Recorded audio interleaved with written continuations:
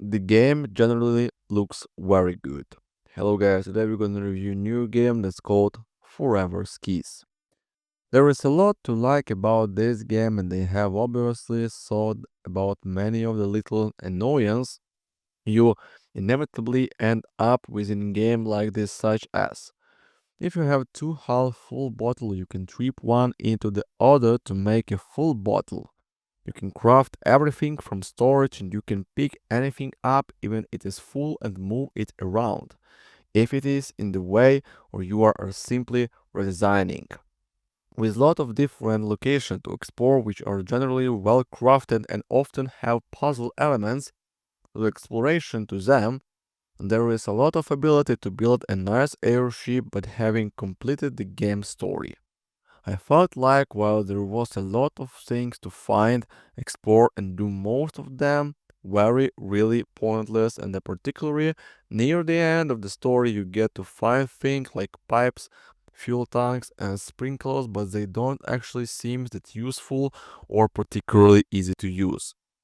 For a sprinkler system, there is probably two plants that are useful to actually grow as are used to make polymers and epoxy too, and one plant you are required to grow. Other than the rest of the useful plants I planted and mostly never picked, as I had found ample while exploring.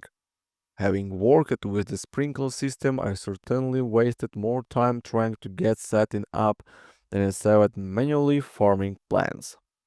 The game applied to the fuel tank system, which seems like a good idea, but the distances are so short. I think refilled my engine 3 times, and the whole game had considering a fuel tank can fuel 2 engines. After setting up and filling the tank, I didn't use a whole stack of fuel for the rest of the game. Could have just put the fuel in the engine and not ran out without having to add fuel tanks and do a redesign to attach them to my engines.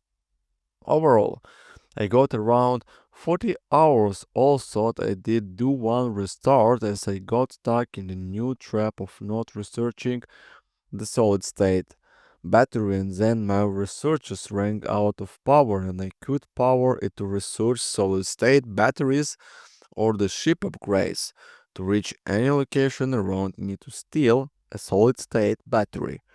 There's just under 40 hours of generally enjoyable floating around and exploration. As a final note, you can change the difficult mid-game, but it's not clear and I found it by accident. When you come to load the game, go into caves and choose your save. It then gives you options to update the settings. Overall, I would just pick easy. The game and combat is not difficult, with the main additionally difficult from higher settings is losing item on death, which really is just potentially additional grind, especially as some of the bigger areas can be a bit laggy, which can cause an unexpected fall, or you sometimes need to be creative and experiment to get to some of the areas, which is part of the fun.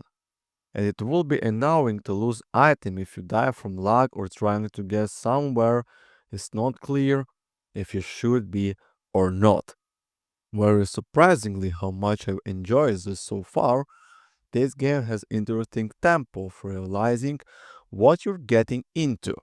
At first, it feels like you're in a bit of a box, partially because the tutorial could have been a bit more exploratory, and particularly because what feel like a very small island of isolation become the core gameplay loop, which I really loved.